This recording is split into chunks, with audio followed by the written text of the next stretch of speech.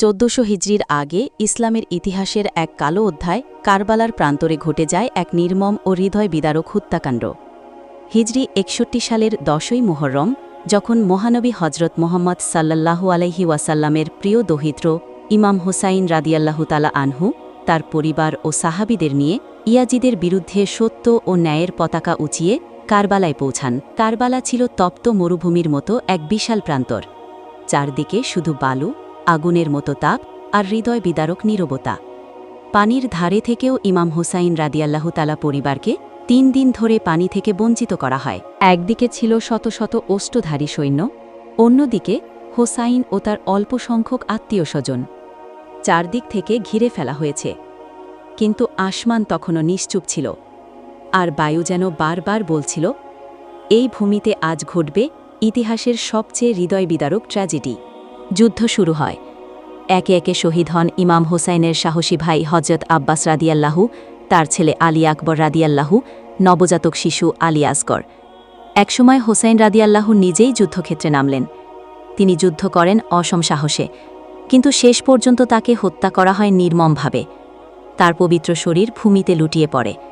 কেউ এগিয়ে আসেনি, কেউ তার দেহ কাপড় দিয়ে ঢেকে দেয়নি।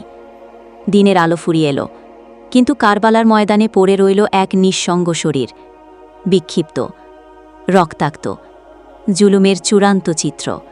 রাত্রি নেমে এলো, সৈন্যরা ফিরে গেছে, কিন্তু হোসাইনের দেহ মাটিতে পড়ে আছে।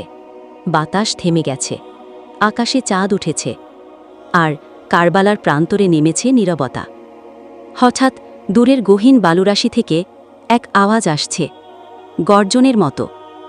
একটি বৃহৎ সিংহ মরুভূমির দিকে এগিয়ে আসছে, চোখে অদ্ভুত শোকের ছায়া, যেন সে বুঝে গেছে এখানে কেউ একজন পৃথিবী ছেড়ে চলে গেছে, যার মৃত্যু কাঁপিয়ে দিয়েছে আসমান জমিন। সিংহটি এগিয়ে আসে ইমাম হুসাইনের রক্তাক্ত শরীরের পাশে। কেউ ছিল না, কেবল সেই ছিল। সে মাথা নিচু করে দাঁড়ায়, তারপর বসে পড়ে। চারদিকের বাতাস স্তব্ধ। সিংহটি হঠাৎ কাঁদতে শুরু করে। হ্যাঁ, একটি পশু, এক অলৌকিক ব্যক্তিত্বের মৃত্যুতে।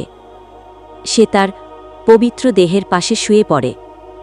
কে যেন দেখতে পায় সেই সিংহ নিজের শরীর দিয়ে রক্ষা করছে হুসাইনের দেহ, যেন কবর না দেয়া পর্যন্ত সে পাহারাদার।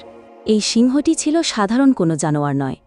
ইতিহাসের অনেক বর্ণনায় বলা হয়েছে এ ছিল এক অলৌকিক প্রেরিত জানোয়ার, যাকে আল্লাহ পাঠিয়েছিলেন যেন হুসাইনের দেহ অবমাননা না করা হয়।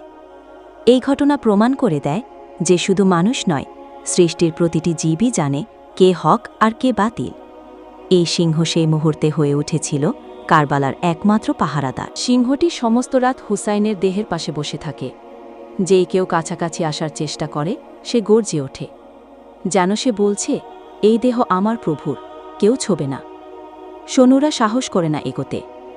অবশেষে ইমাম জয়নুল আবেদিন ও বাকি পরিবার যখন আসেন দাফনের জন্য, তখন সিংহটি মাথা নিচু করে পেছনে সরে দাঁড়ায়। সে জানে এরা হুসাইনের পরিবার। ইমাম জয়নুল আবেদিন তার পিতার দেহ ধরে কান্নায় ভেঙে পড়েন, আর তখনই তিনি লক্ষ্য করেন সেই সিংহটিকে। তিনি বিস্ময়ে তাকিয়ে থাকেন। এই মরুভূমির পশু কেমনভাবে জানে কার দেহ পাহারা দিতে হয়? তিনি দোয়া করেন, হে আল্লাহ, তুই এমন জানোয়ার পাঠিয়েছিস যে আমার বাবার দেহকে রক্ষা করেছে, তাকে তুই জান্নাত দান কর।